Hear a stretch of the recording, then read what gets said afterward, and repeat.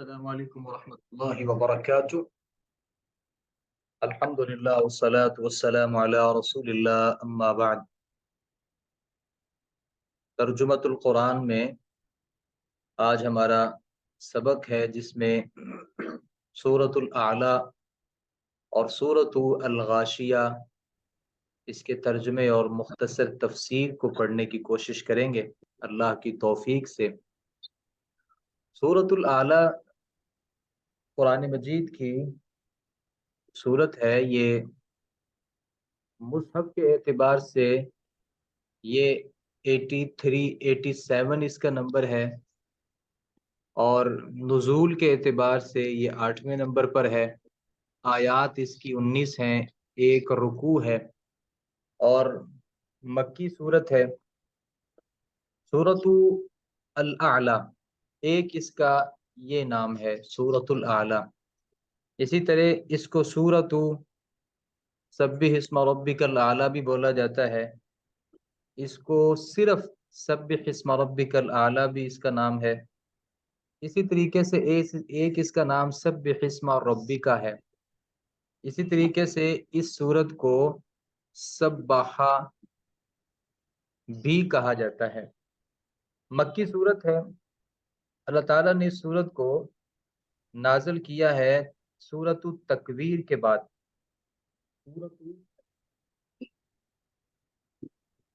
اور سورت تھا۔ اگر اس سورت کے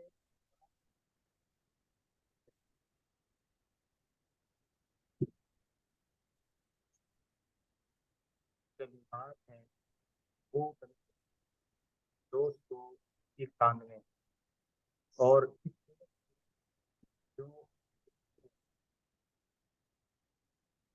کلمات ہیں، کلمات اس کے 72 ہیں، اور جو حروف ہیں وہ اس کے بنتے ہیں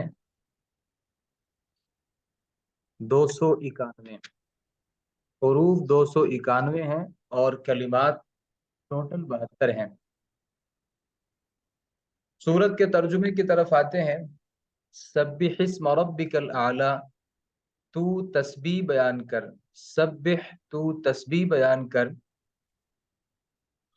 سبح اسم نام، ربک تیرے رب کا، الاعلی جو بلند ہے، تو تسبیح بیان کر اپنے رب کے نام کے ساتھ، اپنے رب کے نام کے ساتھ تو تسبیح بیان کر، الاعلی جو بلند ہے۔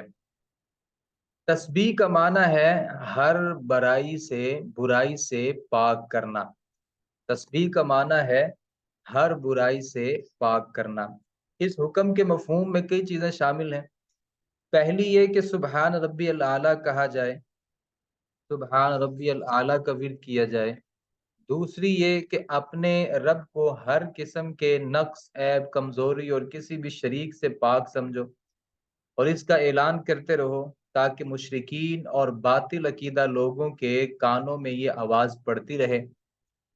تیسری بات یہ ہے کہ رب تعالیٰ کے نام کی تعظیم بھی کرتے رہو، اسے ایسے طریقے یا ایسی جگہ یا ایسے الفاظ میں یاد نہ کرو جو اس کی شان کے لائق نہ ہو، یا جس سے اس کی بے ادبی ہوتی ہو یا استہزاء کا پہلو نکلتا ہو۔ چوتھی بات یہ ہے کہ اللہ رب العالمین کا نام کسی مخلوق پر نہ بولو، مثلا عبد الرحمن کو رحمان مت بولو۔ اگر لفظ مشترک ہو تو مخلوق پر اس اندازے سے نہ بولو جس سے خالق کو یاد کرنا چاہیے۔ تو اللہ رب العالمین کا جو تسبیح کو نام ہے وہ بلند ہے، اور اس اللہ کی تسبیح بیان کرنی چاہیے جو بہت زیادہ بلند و بالا ہے۔ الذی وہ خلق جس نے پیدا کیا، فسوا پھر درست بنایا، الذی اللہ وہ ذات ہے جس نے پیدا کیا، فسوا پھر ٹھیک ٹھیک بنایا، ہر چیز کو ٹھیک، متوازن، عمدہ ترین شکل میں، کوئی چیز بے عیب، ڈھب اور غیر متوازن نہیں۔ یعنی انسان کی شکل بڑی خوبصورت ہے، اس کے ہاتھ، اس کے پاؤں، اس کا سارا جسم بہت خوبصورت ہے، تو اللہ نے ہر انسان کو پیدا کیا اور اسے انتہائی بہترین، متوازن اور عمدہ بہترین شکل میں پیدا کیا۔ والذی، اور اللہ وہ ذات ہے، قدرہ، جس نے اندازہ لگایا، فہدا، پھر ہدایت دی۔ اللہ کی ذات وہ ہے جس نے اندازہ لگایا پھر انسان کو ہدایت دی۔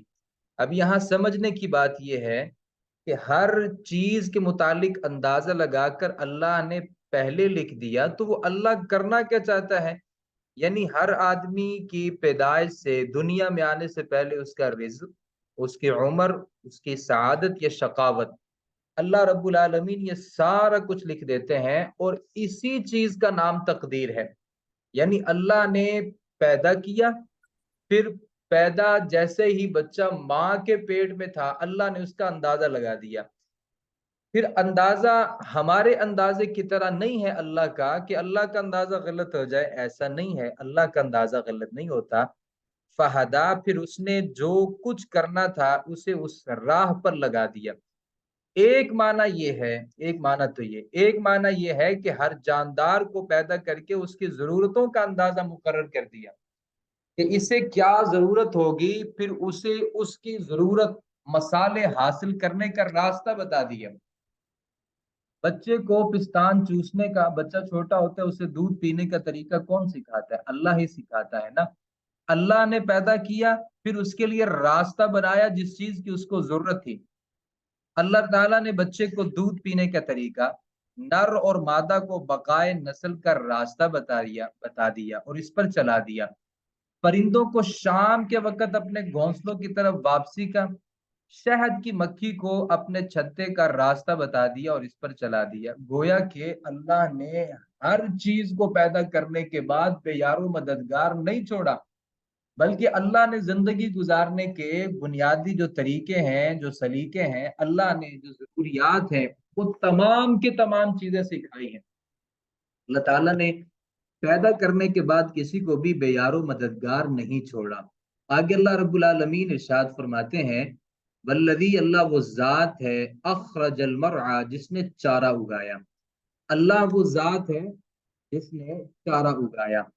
اللہ تعالیٰ کی ذات نے چارہ اگایا۔ چارہ اگانا اللہ رب العالمین کا کام ہے۔ یہ چارہ جو ہے وہ اللہ تعالیٰ نے اس کا تذکرہ اس لیے کیا ہے کہ ہر چیز کا جو رزق ہے وہ زمین سے نکلتا ہے۔ جانور چارہ کھاتے ہیں اور ہم جانوروں کو کھاتے ہیں، گویا کہ اس چارے کے ساتھ ہمارا بھی کسی نہ کسی اعتبار سے تعلق ہے۔ اللہ تعالیٰ فرماتے ہیں، اللہ وہ ذات ہے جس نے چارے کو پیدا کیا ہے۔ فَجَعَلَهُ غُثَاءً أَحْوَى، پھر اس نے سیاہ کوڑا بنا دیا۔ فَجَعَلَهُ، تو اس نے بنا دیا اس کو، غُثَاءً أَحْوَى، سیاہ کوڑا کر دیا اللہ تعالیٰ نے۔ اس کا مطلب کیا ہے؟ یعنی اس نے چارہ اگایا، پھر اسے بتدریج اسے سیاہ کوڑا بنا دیا۔ یہ اشارہ ہے ہر چیز کے کمال کے بعد زوال کی طرف۔ اللہ یہ سمجھانا چاہتے ہیں کہ جو اللہ چارے کو پیدا کرتا ہے نا، پھر یہ چارہ کبھی کوڑا بن جاتا ہے۔ جو کوڑا اگر وہ جانور کھا لیتا ہے پھر بھی اس کا جو اخراج ہے وہ بھی کوڑے کی جیسا ہے، اور اگر وہ نہیں کھاتا، اس کو ضائع کر دیتا ہے، تو وہ بھی کوڑا ہی ہوتا ہے۔ تو جب وہ چارہ زمین سے نکلتا ہے، وہ ایک فصل ہوتی ہے، لہلہاتی فصل کی ایک قدر و منزلت اور اس کی قیمت ہوتی ہے۔ لیکن اللہ یہاں پہ یہ سمجھانا چاہتے ہیں کہ ہر چیز کو زوال ہے۔ اشارہ یہ ہے کہ ہر چیز کے کمال کے بعد وہ زوال کی طرف لوٹتی ہے۔ انسان پیدا ہوتا ہے، پھر وہ جوانی کی طرف آتا ہے، جوانی کے بعد وہ بڑھاپے کی طرف، اور بڑھاپا جوانی میں کمال ہے اور بڑھاپا اس کا زوال شروع ہو جاتا ہے۔ اس کے لیے بہت کچھ کرنا مشکل ہو جاتا ہے، وہ قوت اور وہ طاقت اور یہ سارا کچھ اس کے پاس نہیں ہوتا۔ تو اللہ تعالیٰ سمجھاتے ہیں کہ ہم نے انسان کو پیدا کیا، پیدا کرنے کے بعد ہم نے اس کا اندازہ لگایا، پھر ہم نے اس کو ہدایت دی، پھر اس کا چارہ کھانے پینے کے نظام بنائے، پھر ہم نے اسے کوڑا کرکٹ بنا دیا۔ یہ انسان کی، یہاں سے انسان شروع ہو کے یہ اس کی تاریخ ہے، یہاں سے لے کے یہاں تک انسان کی زندگی ہے۔ اللہ تعالیٰ نے اس موضوع کو ختم کرنے کے بعد अल्लाह रब्बुल आलमीन आगे फरमाते हैं सनुक़रिउका फला तंसा, हम जरूर तुझे पढ़ाएंगे, हम जरूर तुम्हें सिखाएंगे, फला तंसा, तो तू नहीं भूलेगा। हम कुरान आपको ऐसा सिखा देंगे, ये अल्लाह के नबी सल्लल्लाहु अलैहि वसल्लम को खिताब है कि हम ऐसा आपको पढ़ाएंगे, फला तंसा, आप नहीं भूलेंगे, इल्ला मगर माशा अल्लाह, जो अल्लाह ने चाहा। इन्नहु यअलमुल जहरा वमा यख्फा, वो जानता है जो पोशीदा है और जो जहर, जो वाजे है, जो जाहिर है, खुली हुई बात है, और जो पोशीदा बात है। यहाँ पे अल्लाह ताला ने फरमाया कि हम आपको पढ़ाएंगे, फला तंसा, तो आपको नहीं भूलेगा। 5 नंबर में लिखा है, इसकी तफसील वैसे तो सूरत क़ियामा के अंदर है। उस असल मसला ये है कि अल्लाह के नबी सल्लल्लाहु अलैहि वसल्लम पे जब कुरान मजीद शुरू में नाजिल होता, तो आप सल्लल्लाहु अलैहि वसल्लम उसको तेज तेज पढ़ने की कोशिश करते ताकि मुझे याद हो जाए। तो अल्लाह ने सूरत क़ियामा में मना फरमा दिया, ला तुहर्रिक बिही लिसानक लितअजल बिही, आप अपनी जुबान को हरकत ना दीजिए ताकि आप जल्दी कुरान को याद करें। इन्ना अलैना जमअहु व कुरआना, इस कुरान को जमा करना और इस कुरान को याद करवाना और इसको पढ़ाना, ये हमारी जिम्मेदारी है। हम आपको ऐसा कुरान याद करवाएंगे, फला तंसा, तो आप नहीं भूलेंगे। वैसे अल्लाह के नबी सल्लल्लाहु अलैहि वसल्लम कभी कभार नमाज में भूल भी जाते थे, ये ऐसा नहीं है। असल ये है कि जैसे हमें कुरान मजीद याद करना पड़ता है, जैसे हम कुरान मजीद को हिफ्ज करते हैं, हमारे लिए एक लंबा वक्त दरकार होता है। अल्लाह के नबी सल्लल्लाहु अलैहि वसल्लम के लिए ऐसी कोई बात नहीं थी। अल्लाह ताला ने आपको जो कुरान मजीद है वो सिखा दिया था। इल्ला माशा अल्लाह, यानी अल्लाह ताला जो चाहे बुला दे। बसा औकात अल्लाह ताला किसी आयत को मनसूख भी फरमा देते हैं, और कोई आयत अल्लाह के नबी को भुला भी दी जाती है। माननसख मिन आयतिन औ नुनसिहा नअति बिखैरिन मिनहा औ मिस्लिहा, अल्लाह फरमाते हैं हम जो आयत मंसूख करते हैं, या उसी जैसी कोई आयत दोबारा कुरान मजीद का हिस्सा बना दिया जाता है, या अल्लाह उससे बेहतर को कुरान मजीद का हिस्सा बना देते हैं।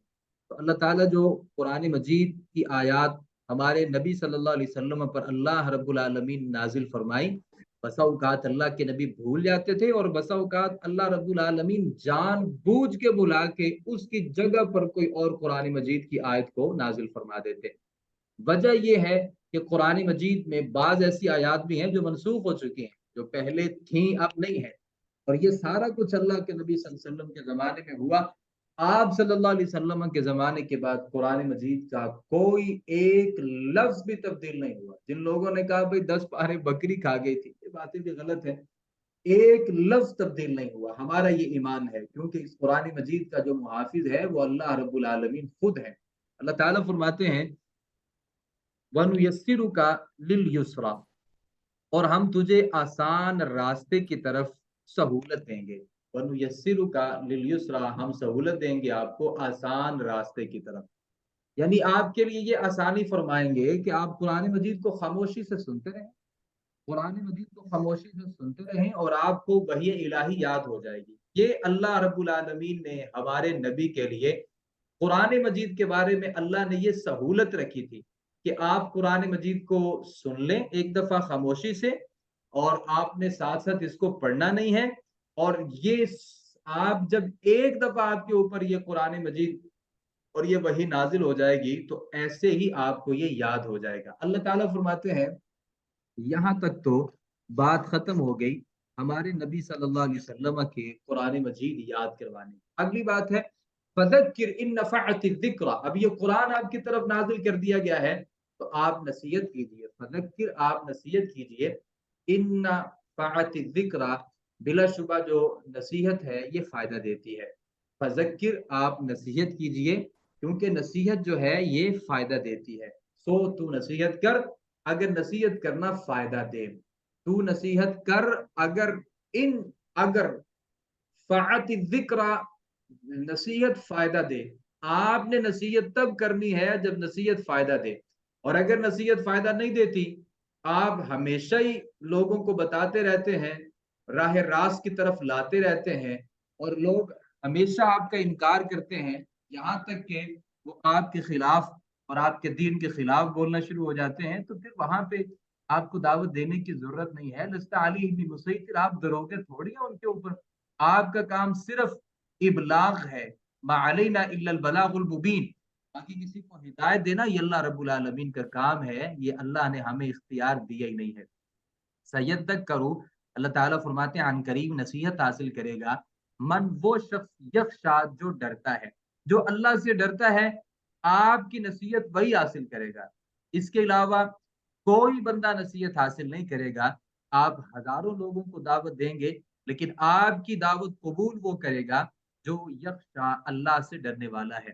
وَيَتَجَنَّبُهَا الْأَشْقَى، اور علیحدہ رہے گا، یتجنبها اس نصیحت سے الگ رہے گا، الاشقا بد نصیب آدمی، بد نصیب شخص ہی اس نصیحت سے الگ رہے گا، الذی وہ یسلا جو داخل ہوگا، النار الکبریٰ بہت بڑی آگ میں، بڑی جو بہت بڑی آگ میں داخل ہوگا، وہی اس نصیحت سے دور رہے گا، بھاگے گا، کیوں؟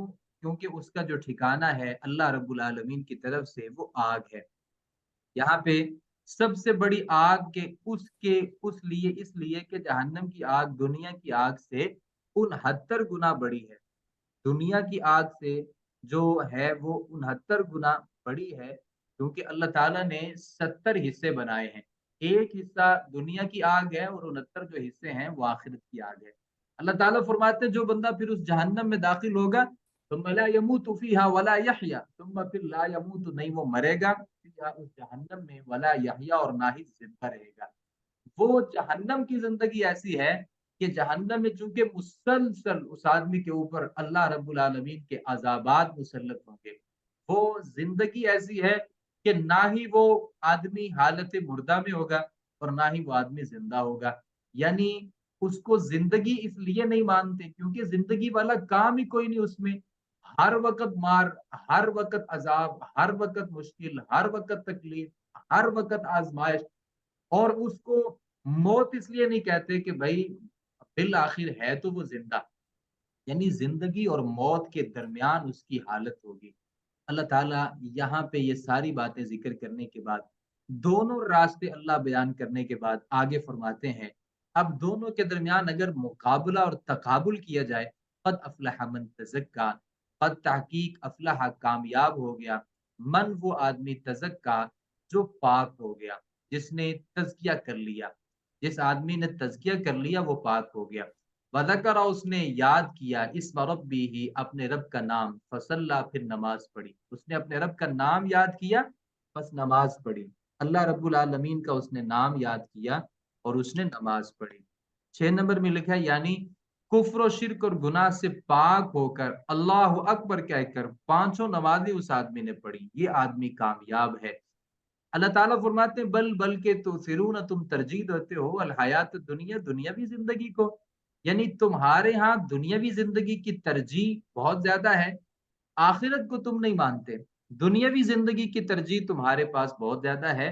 میں اللہ فرماتے ہیں میں آپ کو صحیح مشورہ دوں، اصل یہ کہ تم دنیاوی زندگی کو ترجیح دیتے ہو، لیکن اللہ سمجھانا یہ چاہتے ہیں کہ جس دنیاوی زندگی کی تم ترجیح دیتے ہو نا، یہ ترجیح نہیں ہونی چاہیے، والآخرت خیر و ابقا، آخرت جو ہے وہ خیر بہتر بھی ہے، وہ ابقا اور باقی رہنے والے بھی ہے، آخرت جو ہے وہ بہتر بھی ہے اور باقی رہنے والی بھی ہے، لیکن تم دنیاوی زندگی کو ترجیح دیتے ہو، اس کا مطلب یہ ہے کہ تمہاری جو ترجیح ہے وہ بہت غلط ہے، اللہ کی ترجیح یہ نہیں ہے۔ اللہ تعالیٰ نے یہاں پہ 2 باتیں بتائی ہیں، آخرت کی زندگی دنیا کی زندگی کے مقابلے میں خیر بہتر ہے، وَأَبْقَى اور باقی رہنے والی ہے، کیونکہ دنیاوی زندگی جو ہے وہ تو ختم ہونے والی ہے، یہ 60 سال 70 80 سال، اب بہت اوپر جائیں تو 90 100 سال، اس سے اوپر کون بندہ جاتا ہے، بہت خال خال لوگ ہوتے ہیں، اور اب تو 40 50 سال نارمل عمر ہے، اور اللہ کے نبی صلی اللہ علیہ وسلم نے جو ہماری عمریں بتائی ہیں وہ 60 سال اوسطاً، 60 سال امت ہے، ہماری جو عمر ہے اس سے زیادہ ہے ہی کیا، جبکہ جنت کی جو زندگی ہے وہ نا ختم ہونے والی زندگی ہے، تو اس کے مقابلے میں جو دنیاوی زندگی ہے وہ انتہائی حقیر زندگی ہے۔ اللہ تعالیٰ یہ ساری بات کرنے کے بعد فرماتے ہیں ان ھذا لفی الصحف الاولی، بلا شبہ یہ بات پہلے صحیفوں میں ہے، یعنی یہ ایسا نہیں ہے کہ یہ باتیں کوئی ہم نے صرف آپ ہی کو بتائی ہیں، بلکہ آپ سے پہلے جو پہلے صحیفے تھے ان کے اندر بھی یہ ساری باتیں موجود ہیں۔ صحف ابراہیم اور موسیٰ، ابراہیم اور موسیٰ کے صحیفوں میں یہ ساری باتیں اور یہ ساری نصیحتیں پہلے صحیفوں میں جو ابراہیم علیہ الصلوۃ والسلام اور موسیٰ علیہ الصلوۃ والسلام کے صحیفے تھے، ویسے اگرچہ اللہ تعالیٰ نے موسیٰ کو کتاب بھی دی تھی، لیکن اس کتاب کے ساتھ اللہ نے بعض صحیفے بھی حضرت موسیٰ علیہ الصلوۃ والسلام کو دیے تھے۔ ابراہیم علیہ الصلوۃ والسلام کو اللہ نے صحیفے دیے تھے۔ بعض انبیاء کرام کو اللہ تعالیٰ نے کتابیں دی ہیں اور بعض کو اللہ رب العالمین نے صحیفے عطا کیے ہیں، جس کے لیے اللہ تعالیٰ نے جو مناسب سمجھا اور جس وقت کے لیے اللہ تعالیٰ نے جس بھی چیز کو مناسب سمجھا، اللہ نے وہی چیز اس دور کے پیغمبر کو دے دی۔ آگے ہماری سورت ہے سورۃ الغاشیہ۔ سورۃ الغاشیہ جو ہے یہ ترتیب مصحف کے اعتبار سے